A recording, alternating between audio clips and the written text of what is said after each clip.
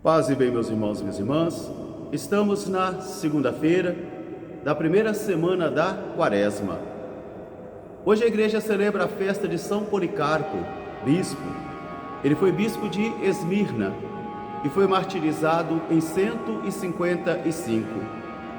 O nosso evangelho de hoje é retirado do livro de Mateus, capítulo 25, versículos de 31 a 46.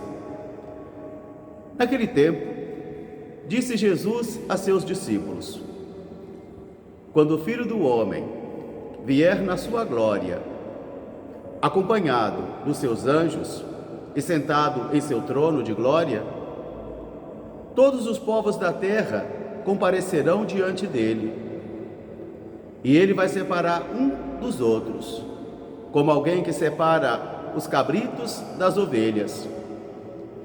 As ovelhas ficarão à sua direita, e os cabritos serão colocados à sua esquerda. E aqueles que estiverem à sua direita, ele dirá: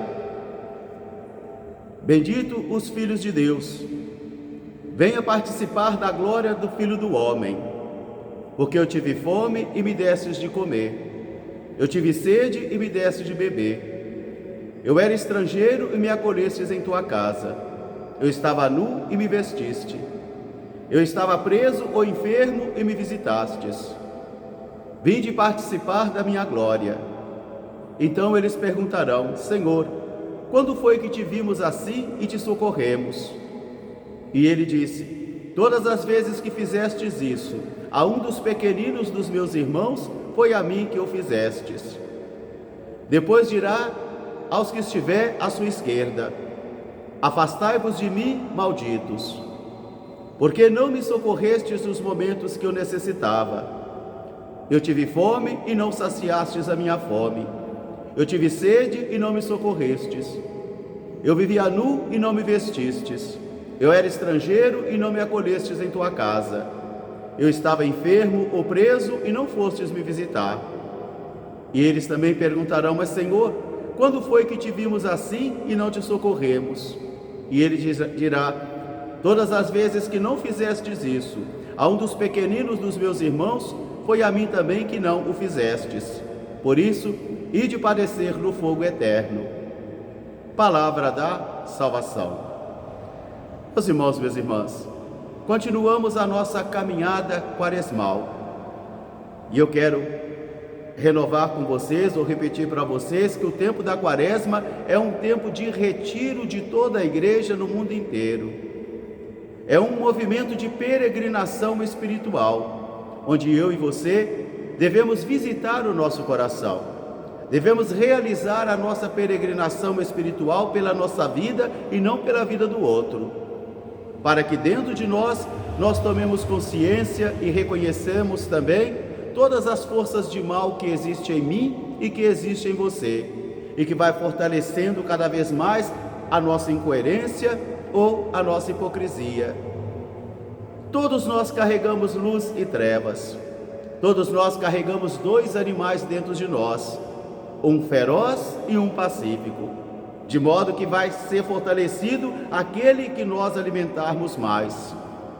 Por isso, na primeira leitura de hoje, do livro do Levítico, onde nós temos uma síntese dos mandamentos da lei de Deus, ou uma primeira apresentação deles, que são preceitos que o Senhor manda Moisés proclamar ao povo: não adulterar, não roubar, não ser violento, não ser falso, não mentir. São diversos preceitos que o Senhor vai dizer ao povo para viver, porque o grande convite ou a grande afirmação de Deus é esta: sede santos, porque eu, Senhor vosso Deus, sou santo. Quer dizer, faça necessário que haja uma correspondência entre aquilo que eu creio e aquilo que eu vivo. O que nós não podemos é aprofundar cada vez mais esse divórcio que existe entre o que cremos e o que fazemos. Amai ao teu próximo como a ti mesmo. Termina essa leitura do Levítico de hoje. Porque a aliança firmada entre o Senhor e o seu povo é justamente esta: eu serei o seu Deus e você será o meu povo, se você se comportar bem, se você seguir e guardar os meus mandamentos. O que Jesus vai dizer: aquele que ama o Pai e o Filho virão e habitarão nele, se ele amar e guardar os mandamentos. Por isso toda a fé cristã, ou toda a religião, ou toda a fé, precisa também condicionar a vida da pessoa, o modo dela se comportar, o modo dela casar, o modo dela administrar seus patrimônios, o modo de conviver com os vizinhos, o modo de ser. Porque uma fé que não move a vida da pessoa não serve para nada. Uma religião que não faz com que a pessoa seja melhor não vale para nada. Aqui então está a grande advertência que o Senhor faz por meio de Moisés ao povo. Assim diz o Senhor: comportai-vos de tal modo que as pessoas creiam que eu sou o vosso Deus. E a aliança entre eu e Deus é justamente esta, que eu devo me comportar, apesar das incoerências, apesar das hipocrisias, apesar da dimensão de pecado que eu carrego, eu preciso progredir cada vez mais, para que a minha fé seja credível, para que a minha religião seja credível, para que a minha igreja seja credível. E isso é muito importante, que eu e você nos preocupemos então. Agora no Evangelho, vamos diante do julgamento de todas as pessoas da face da terra. É o julgamento do final dos tempos.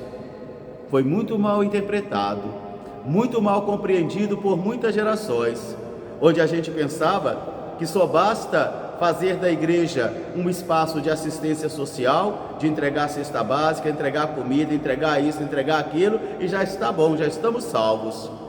Como outras igrejas, outras religiões, que vão dizer que a purificação de uma pessoa está em ela ser caridosa, em doar alimento, em fazer isso, fazer aquilo. E é verdade, porque diz que a misericórdia e a caridade perdoa muitos pecados, mas não substitui a fé. Não substitui também o reto comportamento das intenções do coração. Caso contrário, se somente dar cesta básica para alguém vai me salvar, então isso significa que eu não preciso mais de Deus, que a minha obra que me salva é uma coisa e outra também.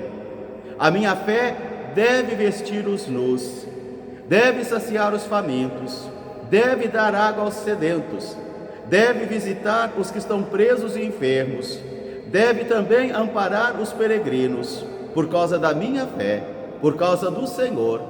Mas volto a repetir, é por causa da fé. Hoje nós vemos então um julgamento de todos os povos, o julgamento final, onde Jesus vai dizer aos discípulos que quando ele vier na glória do Filho de Deus, juntamente com seus santos e no trono de glória, todas as pessoas do mundo serão divididas em dois grupos: as ovelhas para a direita, os cabritos para a esquerda. E é interessante que essa passagem bíblica já foi assim muito interpretada no universo político também, dizendo que só serão salvos da direita e os da esquerda não serão salvos. Não é isso que o Senhor quer dizer e ensinar. O reto comportamento deles, sim. Uns estão na esquerda ali porque se comportavam mal, foram insensíveis, foram desonestos, foram insensíveis. Por isso, os que estão à direita, o Senhor vai dizer: vinde participar da minha glória. E por quê? Porque eu estava com fome e saciastes a minha fome. Eu estava com sede e me destes de beber. E tantas outras coisas. E a pergunta servirá para os dois grupos: quando foi, Senhor, que nós te vimos e te socorremos? Quando foi, Senhor, que nós te vimos e nós não te socorremos? Quando vocês não fizeram isso ao menor dos meus irmãos. Meus irmãos, minhas irmãs, o Senhor sempre se identificará com aquilo que é mais fraco. Isso não é um amor exclusivo, é um amor inclusivo, porque o Senhor estará sempre do lado daquele que mais necessita, como uma mãe que ama todos os filhos do mesmo modo, mas ela vai estar mais protegendo aquele que é mais fraco, aquele que é mais pobre. Por isso hoje, a nossa fé e a nossa liturgia convida a mim e a você a nos colocarmos de pé diante do julgamento do Senhor, onde eu e você seremos julgados pelo que nós fizemos e não fizemos. E é aqui justamente nessa história humana que eu edifico o meu céu ou meu inferno. Um grande fraterno abraço para todos, paz e bem. Até amanhã, se Deus quiser. São Policarpo, rogai por nós. Paz e bem.